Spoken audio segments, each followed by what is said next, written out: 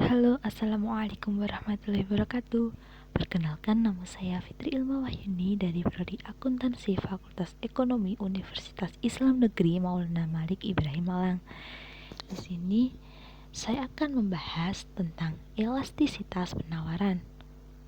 Sebelum mengetahui lebih lanjut tentang elastisitas penawaran, ada baiknya kita mengetahui pengertian dari penawaran. Penawaran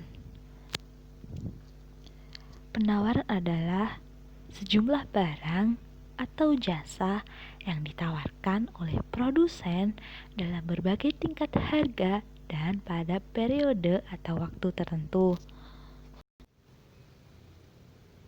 Baik, selanjutnya adalah hukum dari penawaran. Bunyi hukum dari penawaran itu sendiri adalah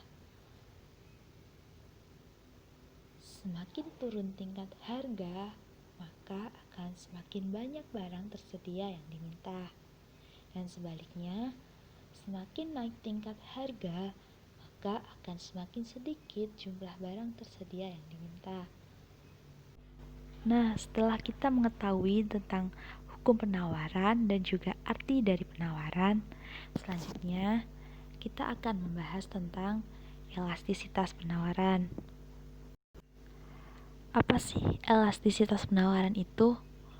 Elastisitas penawaran adalah pengaruh perubahan harga terhadap jumlah barang yang diminta atau yang ditawarkan.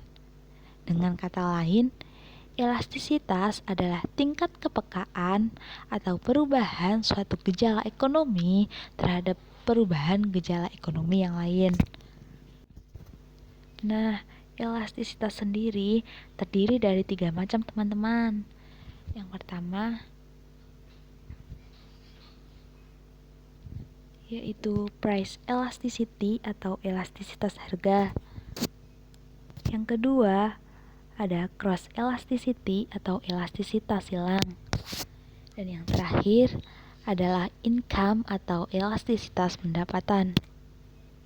Nah, kita akan membahas satu persatu dari ketiga elastisitas tersebut.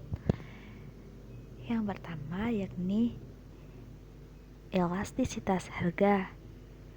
Untuk mengetahui koefisien dari elastisitas harga, maka kita akan menggunakan rumus elastisitas penawaran, yaitu ES sama dengan delta Q per delta P dikali P per Q, atau bisa menggunakan rumus ES sama dengan persen dari delta Q per persen dari delta P.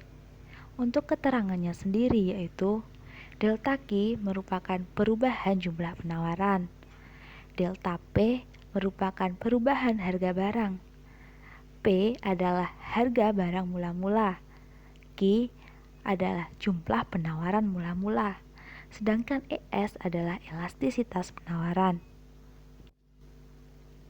Dengan menggunakan rumus tersebut, kita dapat mengetahui koefisien dari elastisitas penawaran itu sendiri. Lalu untuk apa sih koefisien dari elastisitas penawaran tersebut? Jadi, nilai koefisien dari elastisitas akan menggambarkan kepekaan atau tingkat elastisitas barang yang ditawarkan sebagai akibat dari perubahan harga barang. Adapun koefisien dari penawaran memiliki sifat-sifat tersendiri atau yang biasa disebut dengan macam-macam elastisitas penawaran. Yang pertama yaitu permintaan atau penawaran yang bersifat elastis dengan keadaan E lebih besar daripada 1. Persentase perubahan kuantitas penawaran lebih besar dari persentase perubahan kuantitas harga. Nah, penawaran elastis ini sering terjadi pada kebutuhan yang luksuri atau mewah, seperti halnya mobil. Dan hal ini juga mudah terjadi terhadap barang yang sangat mudah dicari penggantinya. Ketika harganya naik, maka konsumen akan dengan mudahnya menemukan barang pengganti dari kebutuhan luksuri atau mewah tersebut. Contohnya mobil. Jika seseorang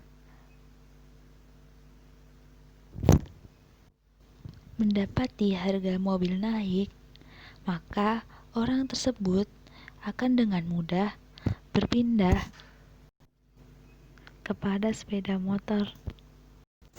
Yang selanjutnya adalah penawaran inelastis, di mana harga E lebih kecil daripada 1, di mana persentase perubahan dari jumlah barang yang ditawarkan akan lebih kecil daripada persentase perubahan harga barang. Hal ini biasa terjadi pada kebutuhan primer atau pokok. Contohnya yaitu adalah beras. Beras merupakan makanan utama dari orang Indonesia. Jadi, walaupun harga beras naik, maka orang akan tetap membeli beras. Jika terjadi kenaikan harga, maka jumlah penawaran tidak akan menurun drastis seperti kebutuhan luksuri atau mewah tadi. Sebaliknya, jika harga turun, maka konsumen tidak akan menambah konsumsi dari beras tersebut. Hal itu dikarenakan konsumsi beras memiliki keterbatasan, yakni rasa kenyang dari konsumen itu sendiri. Yang ketiga adalah penawaran uniter atau normal, di mana harga E sama dengan 1. Persentase perubahan jumlah barang yang ditawarkan akan sama dengan persentase dari perubahan harga barang. Hal ini biasa terjadi pada kebutuhan sekunder. Contoh dari produk penawaran uniter atau normal ini tidak dapat disebutkan secara spesifik. Nah, lanjut ke nomor 4, yakni penawaran elastis sempurna, di mana harga E sama dengan tak hingga. Persentase perubahan jumlah barang yang ditawarkan, persentase perubahan harga barang akan sama dengan 0. Produk dari penawaran elastisitas sempurna ini memiliki karakteristik dan fungsi yang sama, meskipun dijual di tempat yang berbeda atau diproduksi oleh produsen yang berbeda. Contohnya ada di kebutuhan komoditi nih teman-teman, seperti gandum dan minyak. Nah, yang terakhir, permintaan atau penawaran yang bersifat inelastis sempurna, di mana harga E akan sama dengan 0. Maksud dari penawaran inelastis sempurna ini adalah meskipun harga produk naik, namun kuantitas yang tersedia akan tetap terbatas. Jadi, perubahan harga tidak mempengaruhi terhadap penawaran produk. Contoh dari produk penawaran yang memiliki sifat inelastis sempurna yaitu tanah dan air minum. Jadi, meskipun harga dari tanah atau air minum tersebut naik, tapi jumlah yang tersedia tetap akan terbatas. Nah, setelah kita mengetahui dari macam-macam elastisitas penawaran, selanjutnya kita akan bahas tentang kurva penawaran. Yang pertama adalah kurva permintaan penawaran elastis seperti yang tertera di gambar. Bentuk kurva dari penawaran elastis adalah landai, di mana delta Q akan lebih besar dari delta P. Selanjutnya adalah penawaran inelastis. Kurva dari penawaran inelastis akan cenderung lebih curam daripada kurva penawaran elastis, di mana delta Q akan lebih kecil daripada delta P. Nah, yang selanjutnya adalah penawaran elastis sempurna. Bentuk kurva dari penawaran elastisitas sempurna sendiri yaitu horizontal. Sedangkan yang keempat yakni penawaran inelastis sempurna. Penawar inelastis sempurna ini memiliki bentuk kurva vertikal. Sedangkan yang terakhir yaitu penawaran uniter atau normal. Kurva dari penawaran uniter atau normal ini tidak landai dan juga tidak curam, di mana keadaan delta Q akan sama dengan delta P. Nah, selanjutnya kita akan membahas tentang elastisitas silang.